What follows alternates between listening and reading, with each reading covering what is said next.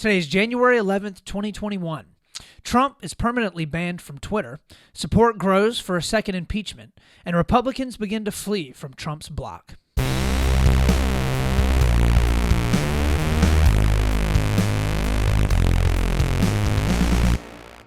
Welcome back, Split the Difference friends and Split the Difference family, to another beautiful episode that we've got rolled out for you here early on this Monday morning. We have been working tirelessly throughout the entire weekend to bring you guys the best news and insights and arguably the best podcasts that we have done so far.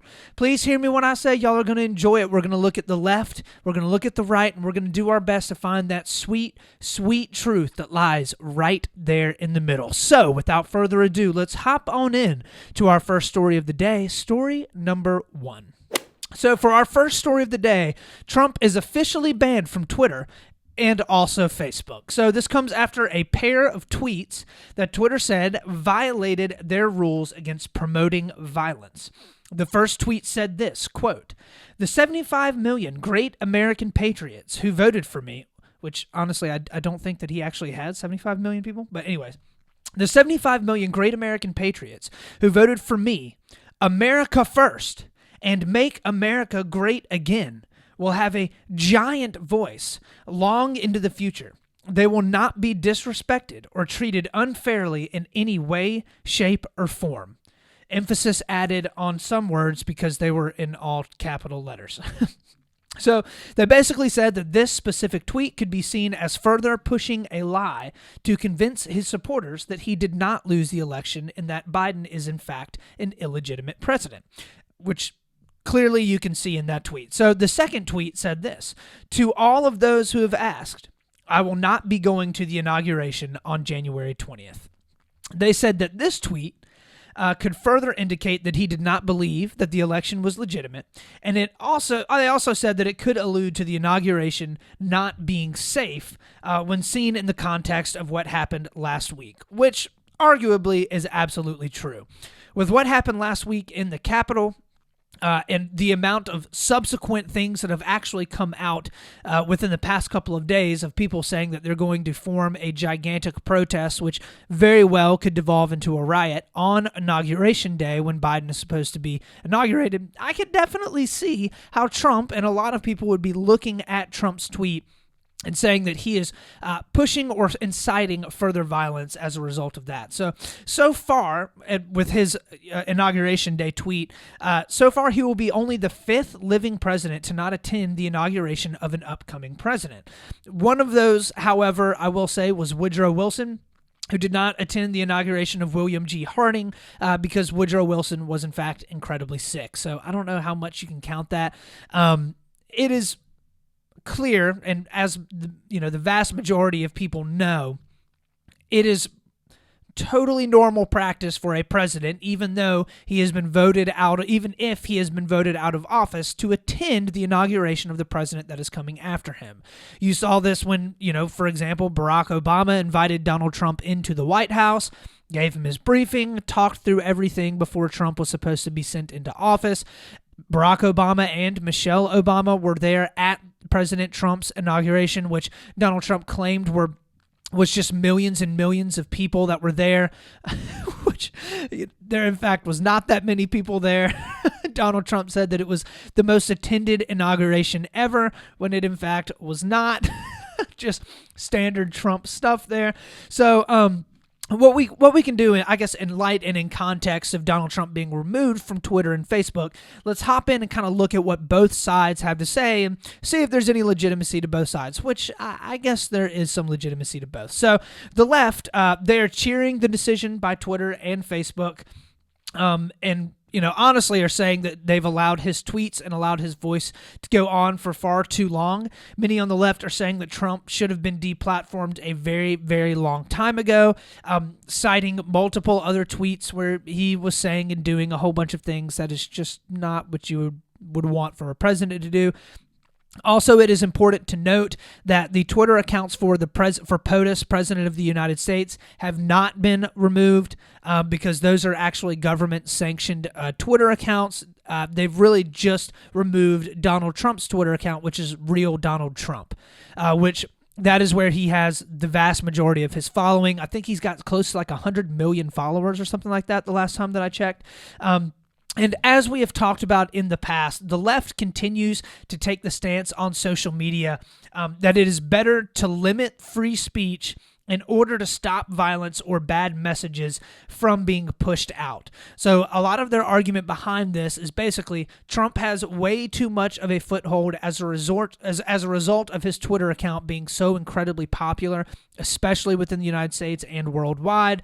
And because of the things that Donald Trump says, he should be removed because we shouldn't allow for him to have a voice. You see this all the time, especially in the left side of the aisle's cancel culture, where you have this large mob of people that all, attack one specific person or one specific group because of the beliefs that they have, or maybe even something that they've said 10 years in the past. This is a pretty common thing on the left side of the aisle, not super surprising here. Many have said that Trump has incited violence and raised the political temperature through his rhetoric for many, many years before this, which is just objectively true. Donald Trump, of course, has raised the political temperature in the United States, but they argue that this alone should be enough to remove somebody from social media, okay? So the right is saying somewhat of the same, somewhat different. So per the last couple of weeks, the right side of the aisle is somewhat split. The Republican Party is kind of split in how they want to handle Trump. One side is saying that Trump did stuff that was worthy of being removed from the sites.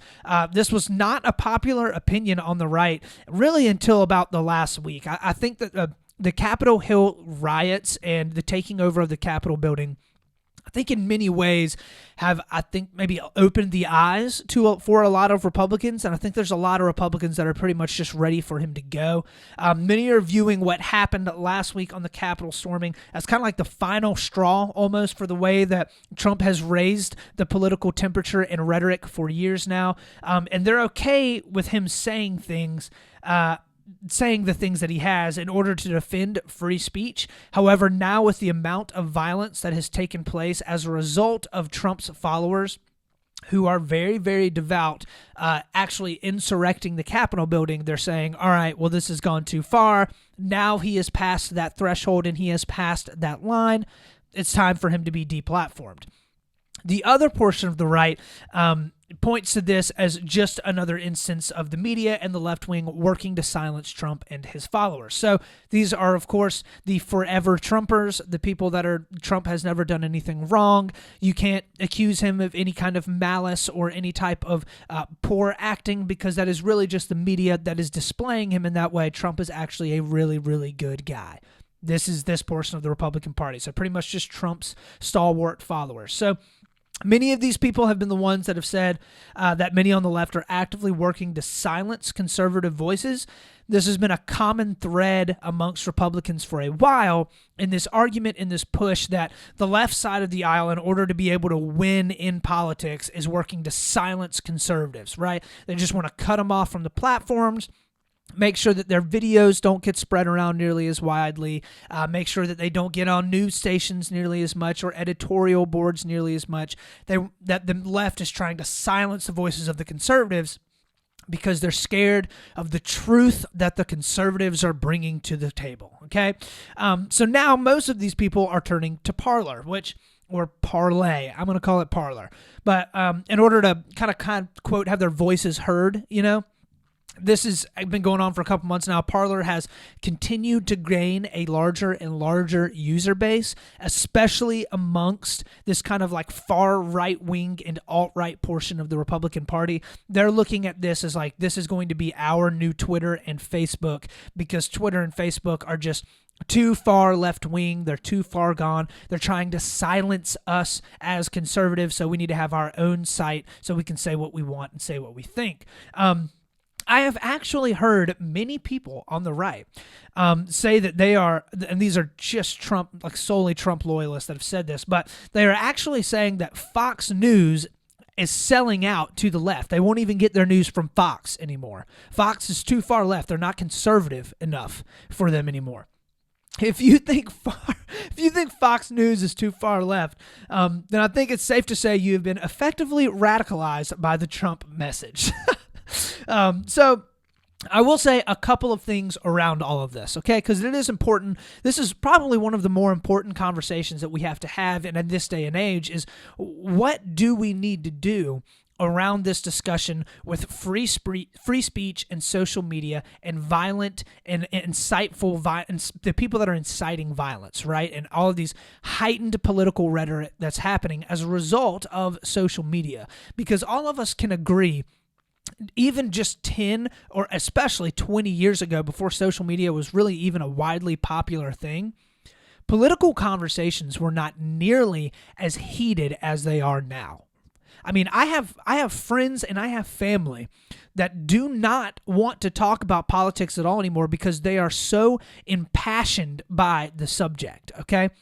Which is completely like, yes, people have always had their political opinions, but now it's to the nth degree. So to say that Trump did not radicalize and raise the political temperature to the point that it is at right now is just simply not true. So when you see the right side of the aisle act like Trump is guiltless in all of this, that's just false, right?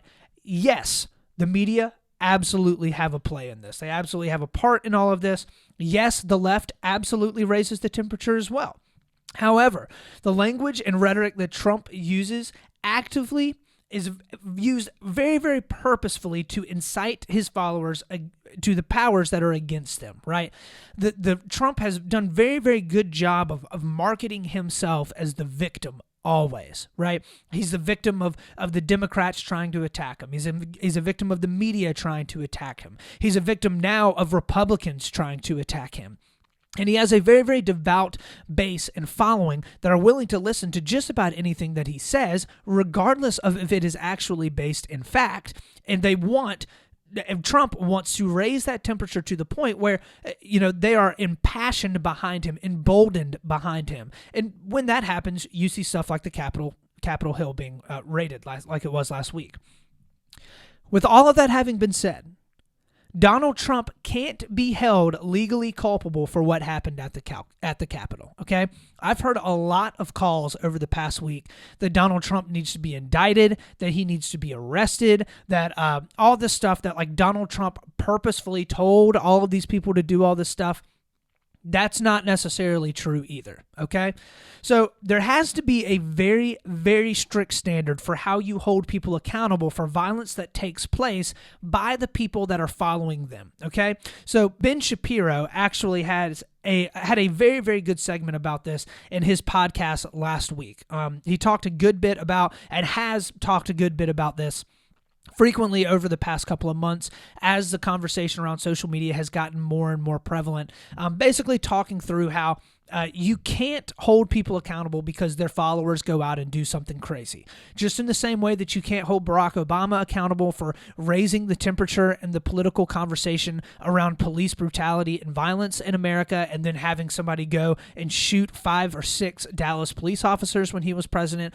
Just in the same way that you can't hold Bernie Sanders accountable when one of his followers, who was a devout Bernie Sanders supporter, went and shot up a congressional little baseball game that they were having, and Steve Scalise of Louisiana was shot and gravely injured. He almost died from his injuries.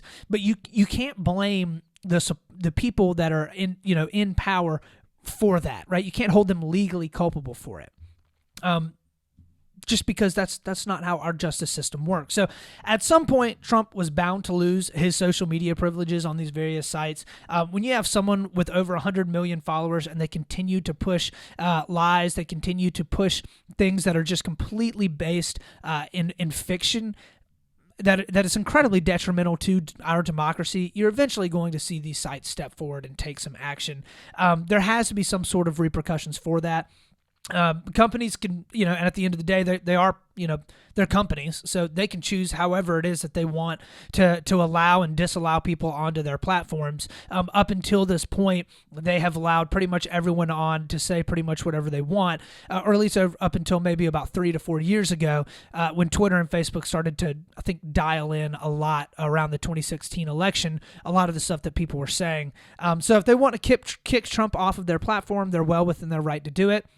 If they lose a whole bunch of people, a whole bunch of their users as a result of that, then that's just a calculated business risk that they will have to take. When it comes down to it, though, I don't see that happening. I think they're going to kick Trump off, and pretty much everybody that says they're going to Parler is going to stay on Twitter and going to stay on Facebook all the same. So anyways, with all of that having been said, let's go ahead and hop on in to our second story of the day, story number 2. So for our second story, the Democrats move to impeach. So this has been one of the bigger headlines over the past week. The Democrats now have 185 members of the House that have said they are willing and want to sign articles of impeachment. There have also been Republicans that have said they would consider signing or at least reviewing what the Democrats put forth. They have not scheduled any vote on an impeachment thus far. It would be very, very difficult for them to actually be able to get together and get a vote out there because Congress is actually in a recess until the new administration actually comes into office. So for the next week and a half is when they would have to get it done. They are actually all technically in a recess. So Nancy Pelosi would have to call everyone as the Speaker of the House back together in order to be able to have a vote on its articles of impeachment specifically. So the Senate has multiple Republicans and Democrats that have also said that they want to review articles of impeachment should the House put them together, pass them, and send them to the Senate. But here again, McConnell would have to call together a session of the Senate in order to allow for the impeachment articles to be reviewed and debated.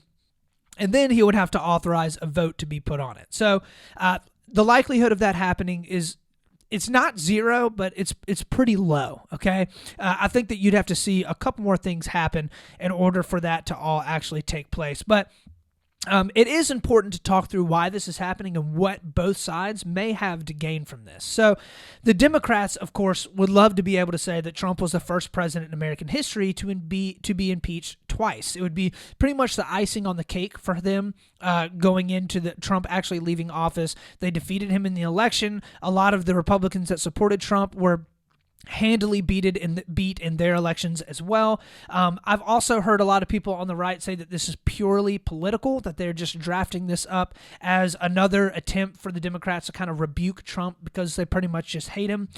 There is a little bit of legitimacy to this, seeing as how there's very little chance of an impeachment actually going through because of how little time is left. A lot of Republicans are arguing that this is just the Democrats posturing, because they know they won't be able to get an impeachment vote actually out there. It's just them looking good in front of the people that would have already voted for them. I can definitely see that argument for sure. It's not the most sound argument because I do think there are a lot of Democrats and Republicans that do legitimately believe that what Trump did in this past week in promoting and inciting a lot of the violence on the Capitol, that he should be impeached, that he's done an impeachable offense. It would be the fastest impeachment in history, and would deal a pretty huge final blow to Trump right as he was leaving the office. I think the main reason why the Democrats want to be able to push and get an impeachment, articles of impeachment actually voted on, is mainly to hold the Republicans' feet to the fire. Like I've said before, the Republican Party is split pretty heavily right down the middle right now. And the Democrats want to drive a wedge even more into that split if they can, because it severely diminishes the power and the hold that the Republican Party will have. So a lot of people that are more moderate Republicans are looking at what happened last week and they're like, somebody's got to be held accountable for this. This looks horrible. This is terrible. Like nobody invades the Capitol building, especially not our own countrymen, like people in America, led by and incited by the President of the United States. He needs to be impeached. Whereas you have the other group of Republicans that are looking at it and, of course, going to follow Trump straight off the cliff. Okay?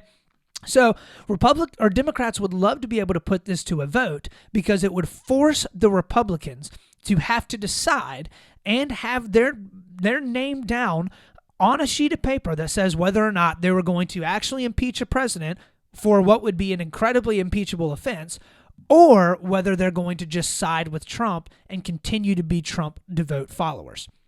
This is the main line that the Democrats want. If they're able to get a vote into the House where you're holding Republicans down to pen and paper and then display that to Americans that there are still Republicans that are refusing to break away from Trump and his coalition, even though he has done an incredible amount of damage to our country and to democracy, there are a lot of Democrats that want to see that happen. They want to hold those Republicans' feet to the fire, which politically is incredibly smart for the Democrats to do. Nancy Pelosi, do not be confused. She's not dumb. Nancy Pelosi knows what she is doing, okay? So what would be, or are there any benefits for the Republicans voting on an article of impeachment as well? So for the most part, you're seeing Republicans kind of staying quiet on the issue. There have been a couple of Republicans that have come out and said that they think that Donald Trump needs to be impeached. But for the most part, everyone I think is kind of just like sitting back, staying quiet as they possibly can, and trying to allow everything to just settle down until Trump can get actually removed from office on the 20th. I think many Republicans are seeing the writing on the wall of how everything is going downhill with Trump, and they're wanting hopefully to buy their time, right, until things kind of settle out, right? They're kind of just wanting to be like, man, I really don't want to have to put my name down on a sheet of paper and decide whether or not I want to impeach Trump, because that may or may not hurt me with some of his followers that are in my own constituency. So hopefully we can just let this thing kind of roll. We've only got about 10, 12 more days, and then Trump is out of there, right? However, I will say this. There is an argument for why a lot of Republicans would actually want to impeach and remove Donald Trump from office, okay? The Senate, should they decide to convict and remove Trump from office, also have the authority to keep him from ever holding a political office again. So you saw this in the case of Richard Nixon. He was impeached. He resigned. He wasn't removed from office, quote unquote. He was going to be removed from office. But Richard Nixon, I do not believe, and you guys can fact check me on this, was allowed to hold a political office again. They could do the same thing with Donald Trump. This would be of huge benefit to a lot of the Republicans that are worried that Trump will take the voting bloc from them and create a third party. There's this growing worry and growing concern amongst a lot of the Republican bloc that Donald Trump is going to leave and create his own independent third party that would basically rival the Republicans and split the Republican vote. Should that happen, Democrats would win every election in a landslide. It wouldn't even be close, right? You're splitting the Republican vote in half.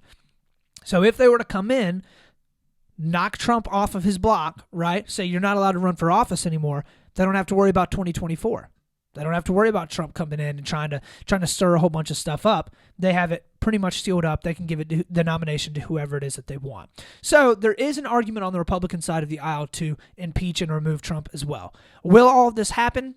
Very, very, very unlikely, in my opinion. I could be wrong. I don't see it happening, though. So, with all of that having been said, let's hop on into our last story of the day, story number 3. So, third story of the day is all of the Republicans that are fleeing Trump. This is probably one of the funniest things I've seen in a while. So, here is Lindsey Graham, all right? This is Lindsey Graham up on the Senate floor giving a little talk about enough is enough. Trump and I, we've had a hell of a journey. I hate it to end this way. Oh, my God, I hate it. From my point of view, he's been a consequential president. But today, first thing you'll see, all I can say is count me out. Enough is enough. I've tried to be helpful. But when the Wisconsin Supreme Court ruled 4-3 that they didn't violate the Constitution of Wisconsin, I agree with the 3, but I accept the 4. If Al Gore can accept 5-4, he's not president. I can accept Wisconsin 4-3. Pennsylvania, it went to the Second Circuit. So much for all the judges being in Trump's pocket. They said, no, you're wrong. I accept the Pennsylvania Second Circuit that Trump's lawsuit wasn't right. Georgia, they said the Secretary of State took the law in his own hands. He changed the election laws unlawfully. A federal judge said no. I accept the federal judge even though I don't agree with it. Fraud. They said there's 66,000 people in Georgia under 18 voted. How many people believe that? I asked, give me 10. Hadn't had one. So that's Lindsey Graham up there right now, eating everything that he has said for the past 4 years. We're now at the point where Lindsey Graham's relationship with Donald Trump is like Ross and Rachel off of Friends. They go back and forth. They break up. They can't decide if they're on a break or not. They get back together and they're best friends and they love each other again, and then they're back off again. And I will be honest with you, I have to give credit to my buddy Brent for that one. He's the one that said that. But a lot of Republicans are starting to do this. So Trump had multiple people in his administration resign or step down after last week, viewing what happened as pretty much the final straw, like, all right, enough is enough. I'm out of here. This ship is going down, and it's going down fast. Many Republicans that have been Trump loyalists for years have started to really move away from him and kind of the path that he is on right now because they're worried it's pretty much going to destroy their political career. So with all of that, Donald Trump has zero plans to go away quietly. Even though a whole lot of Republicans have condemned Trump for a lot of the things that he said and what happened last week, and even though a few have even called for his resignation, most pointedly, I think, and got the most news was Murkowski, out of a representative out of Alaska, or a senator out of Alaska, called for his resignation late last week. There's no doubt that Trump still has a lot of people that are very firmly in his camp. So in a poll that was taken last week after and around the time of the Georgia senatorial election, 7 out of 10 Republicans that voted last week thought that the Biden administration coming in was illegitimate. 70% of the Republicans. That is a startling statistic. And those 7 out of 10 people are people that are 100% Trump voters and Trump fans, right? There's no reason why, as a Republican, you would believe a lot of the things that have been put out, that Donald Trump has put out around the election being totally illegitimate and being totally full of fraud, unless you were convinced that Donald Trump should have won the election, okay? The Republicans that are not sold out for the Trump camp just aren't the ones that are saying that everything is illegitimate. So Donald Trump has already come out and started to make little snide remarks and talk very, very slyly about how he was going to start to campaign against Republicans that have slighted him or done anything against him in their primaries when they're running for the midterms in 2022 or in 2024. So Trump is doing his best to pave a way for him to try and manipulate and control politics as much as possible, even though he is not in office. And that is a very, very scary thing for a lot of the Republicans. It kind of gets into a little bit of what I was talking about earlier in the second story about how there's probably a good bit of Republicans that really would love to see Trump taken off of his pedestal. So there were also protests in Missouri over the weekend calling for Josh Hawley's resignation. So he is the senator that was getting a whole bunch of attention because he's been a huge Trump fan from the get-go, right? He has backed Trump all the way through now, even as Trump is, taking that bus and driving it straight over the edge of the cliff. And many people were saying that Hawley was involved in instigating a lot of the riots and protests that happened last week because he was calling the election illegitimate. He voted in the Senate floor to be able to not count a lot of the electoral ballots and to challenge some of the ballots that for Joe Biden in the Senate. Many people basically are viewing Hawley as one of Trump's kind of peons, one of the people that is firmly in the Trump camp and is working his hardest to try and prove that there was a whole bunch of fraudulent activity that happened in this past election when there's not a ton of examples or, I guess, proof that actually happened. So, a lot of these senators and a lot of these representatives that have kind of gone solely after Trump, they basically have hung their hat on fighting absolutely everything tooth and nail against anything that the Democrats would do and really trying to fight for Donald Trump. Well, now that Donald Trump is gone, of course, they're going to do everything in their power to stonewall all that Joe Biden does. But with the amount of people that are upset with Trump right now, there's a lot of Republicans that are going to be in a pretty sticky situation coming up in the next couple of weeks, and especially going into the midterms in 2022. It will be very interesting to see how much control Trump still has over the Republican Party then. So Biden has done his best to stay out of the fray, to his credit, of what is going on, and try to turn his focus on him getting started and getting things done come the 20th. He even came out and said, quote, "We need a Republican Party. We need an opposition that is principled and strong." So Biden clearly sees, he's been in politics for a long time, okay? Biden clearly sees the importance of having that jockeying back and forth and having the two parties balance each other out as best as possible to help keep more progressive and not beneficial agendas from being pushed through. It doesn't matter which side of the aisle that it is on. So hopefully we start to see some things start to dial back once Trump is removed. I don't know that will happen. It is painfully obvious that Trump doesn't have any plans of going away anytime soon.